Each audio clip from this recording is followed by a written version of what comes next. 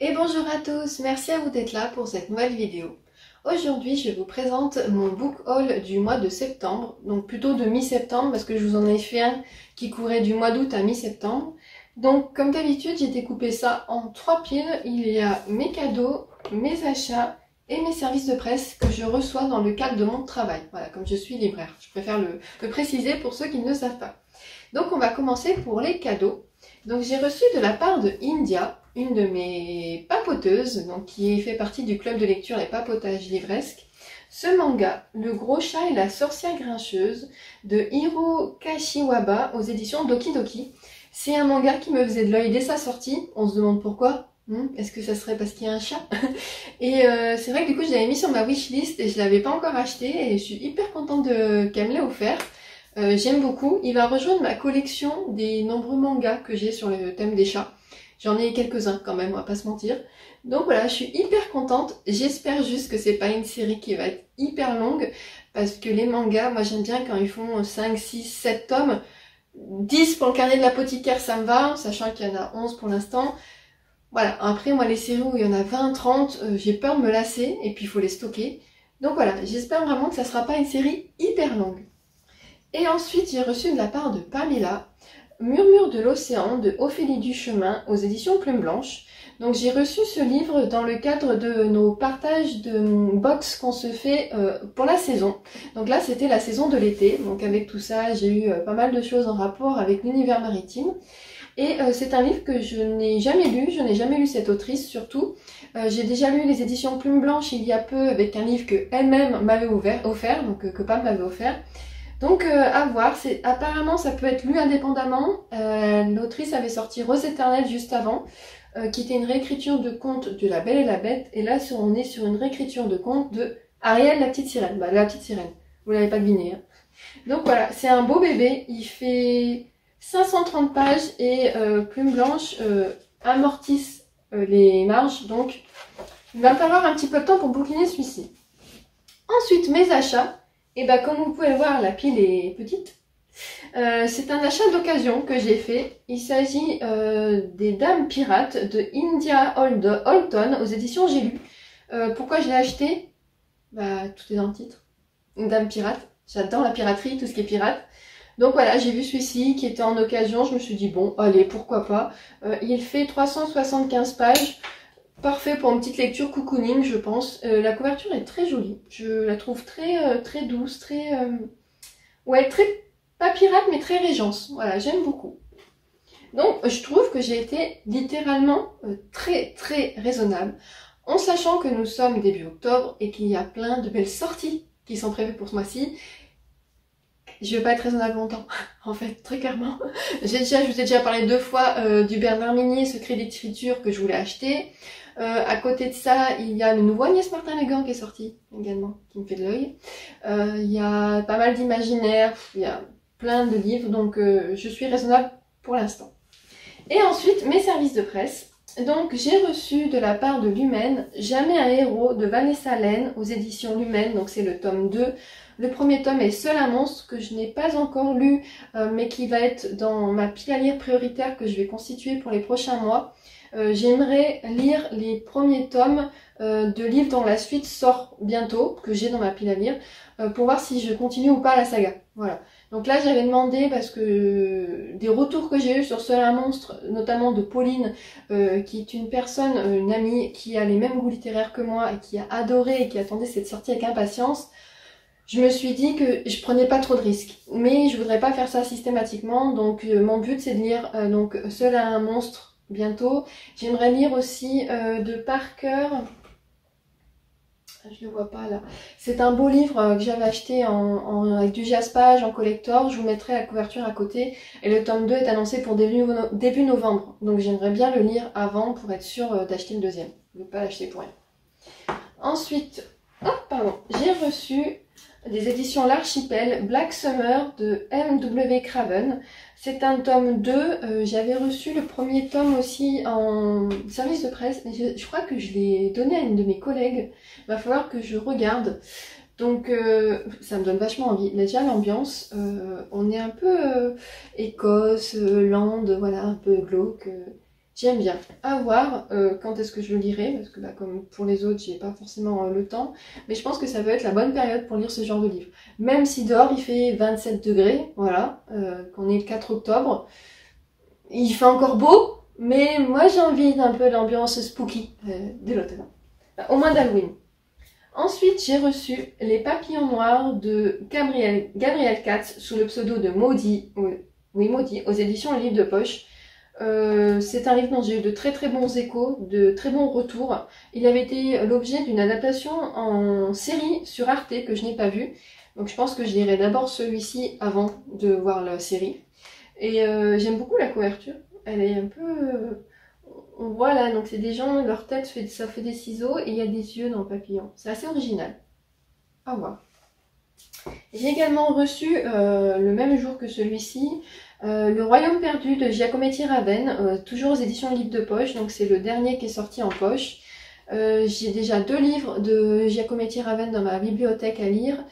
J'ai Marcasse et j'en ai un autre que j'avais acheté au salon du livre de Saint-Laurent-du-Var l'année dernière, du salon du Polar. Donc c'est le 3e, je vais déjà commencer par en lire un et voir si ça me plaît, sinon les autres, peut-être les partager avec ma famille. J'ai reçu également de la part de Gallimard Le Mari de nuit de Jennifer Kerner en sous-titre Expérience du deuil et pratiques funéraires. J'ai un doute, je ne sais pas si ce livre est sorti. Je me revois le travailler avec la représentante. En fait, si je me rappelle bien, ce sont les différentes pratiques funéraires à travers le monde.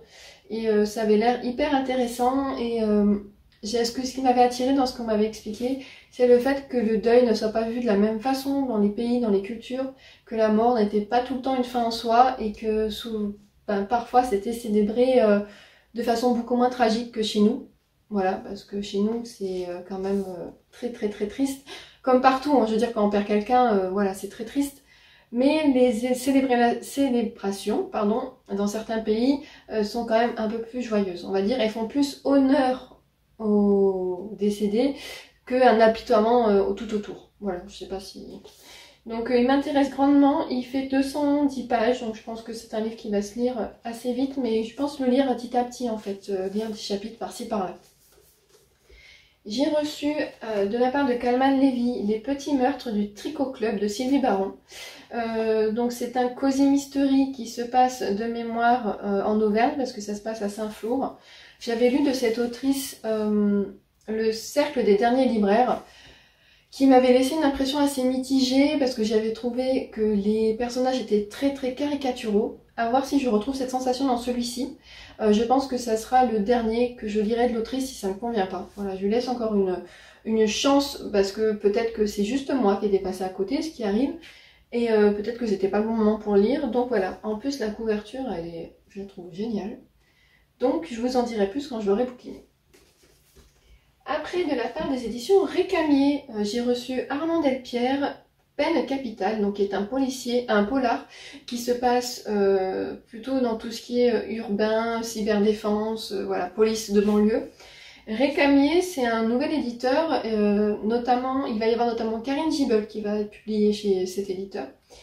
Donc, je ne me rappelais pas l'avoir demandé parce que c'est clairement pas trop ce que je lis en policier, mais ça a l'air pas mal du tout. Donc, comme les autres, je vous ferai un retour quand je l'aurai lu. Ensuite, j'ai reçu de la part d'Actecide Keigo Higashino, Le Cygne et la Chauve-souris, donc aux éditions Actes Noir, Actes Sud. J'ai lu cet auteur, je sais plus si c'est début d'année ou l'année dernière, j'avais lu La maison où je suis mort autrefois, qui avait été une belle surprise, je m'attendais pas à aimer à ce point-là.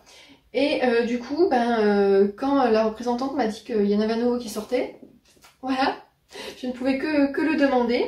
Donc il est sorti, je sais pas s'il est encore sorti, je vous mettrai la date dessous, j'ai un doute. Mais sinon c'est imminent, vraiment imminent. Et j'aurais bien aimé le lire avant la sortie, mais du coup je pense que je vais pas être dans le timing. Mais voilà, j'avais hâte de le lire. Et enfin le dernier, qui est une romance de Noël, la première que je reçois ou que j'achète de l'année. Il s'agit de Noël en péril à Santal et deux sapins de Karen Ponte aux éditions Fleuve Noir. Donc c'est plus ou moins le tome 3. Le premier c'était Vous faites quoi à Noël? Le deuxième Vous faites quoi à Noël? On se marie. Et là du coup c'est la suite, on retrouve les mêmes personnages, donc toujours à Santa les Deux Sapins, un petit village très typique de la montagne. Et il est assez court, il fait 210 pages, donc lui j'aimerais bien le lire très vite parce qu'il sort cette semaine. Et pour pas tarder, pour s'il me plaît, mettre un coup de cœur, et voilà. Donc voilà pour mon book haul. J'allais vous dire que c'est assez raisonnable, mais le mois est pas fini.